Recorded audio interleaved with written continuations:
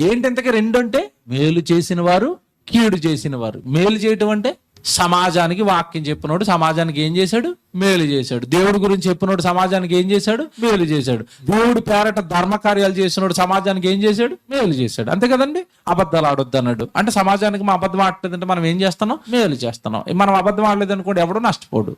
అబద్ధాలు వద్దు, నరహత్యలు వద్దు, దొంగతనాలు వద్దు, మోసాలు వద్దు. ఇవన్నీ సమాజానికి మనం ఏమి కీడు చేయలేదండి. ఏం చేసాం సమాజానికి అంటే, ఇదిగో మన రక్తాన్ని ఖర్చు పెట్టి, మన రక్తాన్ని చెమటగా మార్చి, కష్టపడిన ధనాన్ని పట్టుకొచ్చి ప్రభు సేవకిచ్చి, మీటింగులు పెట్టి, సెమినార్లు పెట్టి, మనుషులను మార్చటానికి మన కష్టార్జితాన్ని వాడేసామంటే సమాజానికి మేలు చేసామా, కీడు చేసామా? మేలు చేసాం. ఓకేనా?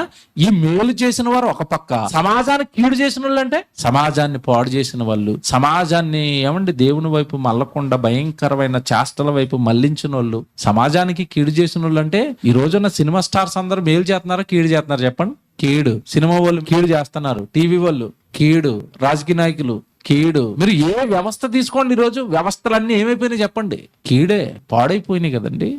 ఈ పాడు చేసిన వాళ్ళు, సమాజాన్ని పాడు చేసిన వాళ్ళు, వ్యక్తులను పాడు చేసిన వాళ్ళు, దేవుడిలో నుంచి పడగొట్టిన వాళ్ళు, దేవుడి సన్నిధిని పాడు చేసిన వాళ్ళు, దేవుడి సంఘాలను పాడు చేసిన వాళ్ళు, ఈరోజు బైబిల్ మీద పడిపోయి మతోన్మాదులుగా మారి బైబిల్ను కించపరుస్తున్న వాళ్ళు, యేసుక్రీస్తుని వాళ్ళని తిడుతున్న వాళ్ళు, యేసుక్రీస్తుని వాళ్ళని అపహాస్యం చేస్తున్న వాళ్ళు, వీళ్ళందరూ బయటికి రావాలా?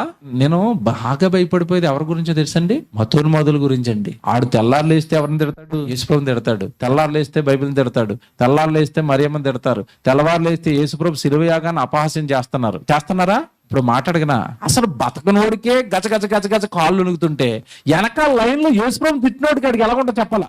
ఊహించుకుంటుండే భయం వేస్తున్నాడు. పరిస్థితి ఏంటో, అక్కడ చచ్చిపోతాడేమో అనిపిస్తుంది లైన్ లోకి ముందుకు వెళ్లకుండానే.